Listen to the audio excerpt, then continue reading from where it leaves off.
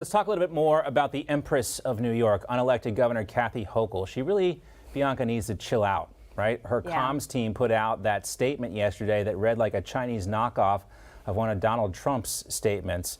Only this one included the dates and times of Lee Zeldin's campaign appearances. We told you at the top of the hour, Zeldin was giving that speech as part of a campaign stop when he was attacked near Rochester. Hochul getting slammed by the media for that advisory she put out, telling her campaign followers where they could find Lee Zeldin. Remember all these Democratic politicians talking about getting up in these Republicans' faces? Well, here she was describing Lee Zeldin as Big Lie Lee kicking off his statewide MAGA Republican bus tour. Actually sounds like fun to me. Joined by far-right extremist, quote-unquote, Rolex Rob Astriano. We need to keep in mind, of course, this is unelected Governor Kathy Hochul, but she's not letting up, and now she has the right to mask up your kids in New York, she says. Here she is. Currently, based on today's numbers, anticipate the need for masks in classrooms, but I'm going to reserve the right to return to this policy if the numbers change, the circumstances change, and the severity of the illnesses change. So, God forbid there is a variant that affects kids more severely. There's never been one. And God forbid the unelected governor give up any power she has, right? We'll call her Carbon Zero Hochul. She's been flying all over New York. According to the New York Post, she has taken more than 140 taxpayer-funded trips, and that includes a September flight to watch a Buffalo's Bills game. Oh, yes. Hochul telling the Post, quote, "Everything we do is proper use of state aircraft. Everything I do is cleared by ethics and follows state policies that are in place. And at the end of the day, a governor is allowed to go home, after all, even if you have to travel by private plane," Bianca. And to a Bills game. Of course. Where they're building a new stadium. Yes. There's a gray area always. Even if it's cleared, there's also optics. All right, let's welcome in our panel to talk more about the Empress of New York. The founder of the Long Island Loud Majority, Shawn Farash, is here. Also with us, Daily Caller reporter Brianna Lyman. Brianna, Shawn, great to have you both back with us. Hey, thanks a lot. All right, so Kathy Hochul's getting criticized for that tersely worded press release about Lee Zeldin. Is the criticism fair, Brianna? Absolutely. And first, let me say that the fact that his would-be assassin was let out of jail just hours after this attempt is the best example as to why Lee Zeldin should be elected as next governor of New York. Now, more importantly, her press release came across almost as a dog whistle. She used the term dangerous and far-right extremist. And we know that Democrats have been using the term extremist to define Republicans for the better part of 2 years, right? That's why the Department of Justice has weaponized, parents at school board meetings as extremists. So this is nothing new for the Democratic Party. But the fact that she put the statement out and then hours later a man tries to assassinate a sitting congressman is very concerning. Yeah, I mean, and it was a media advisory. She tries to walk it back, Shawn, but the fact is people saw that and it's not going away.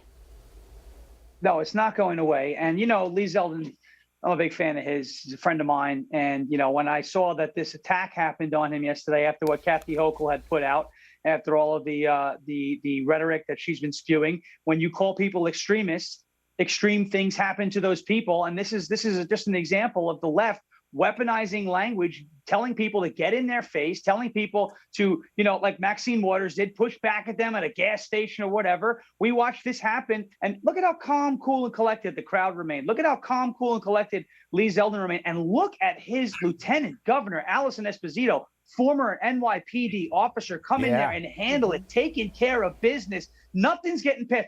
This is the team that is tough enough to save New York. I got a hat tip, a good friend of mine, for that one. This is the team that's tough enough to take back New York and to save the state. You saw it happen yesterday on that stage. And the most important thing, he's doing okay, which we're glad to report. All right, so I want to talk to you guys about another story. The head of the Transportation Security Administration admitting under Biden that nearly 1,000 illegal aliens can just use their arrest warrants when they fly this year. Take a listen.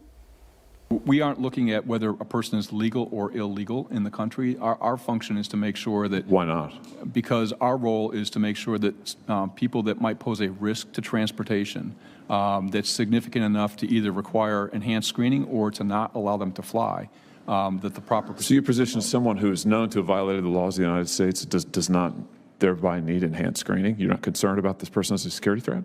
Sir, there are people every day that violate the laws of the United States that fly. We look for things that are related to transportation security. So they don't need IDs. They're illegal. But Brianna, if I wear a bracelet, and I'm sure as a lady you know, I get stopped through security even with a proper ID.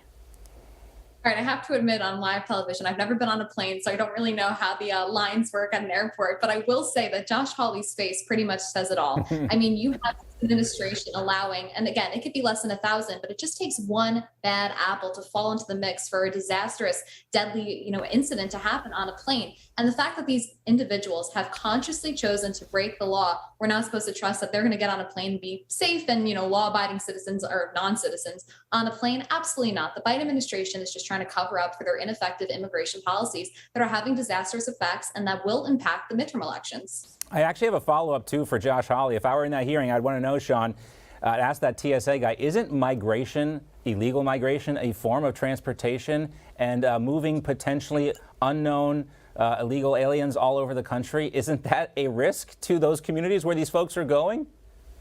Well, that's a great point and a great question, and it would be something if we were in Josh Hawley's seat, maybe we should have asked. But I just want to point out how ridiculous this is, right? Yes. Think about it. Can you prove who you are when you're in the airport? Can you prove who I am? Yeah, I can prove who I am. How can you? Well, this is my arrest warrant. I'm getting taken in soon. Are we kidding with this? How are we? And this is happening in New York. We saw what happened with Rob Astorino showing everybody getting flown into the Westchester airport. New York now has the Green Light Act where illegal aliens are being given driver's license because if you're from New York, the one thing we really need, more people on the road, more traffic. That would really be a great thing. But this is just insane. Yeah. They have broken the law to come here, and now their only ID is proof that they're getting arrested soon and that they're due in court.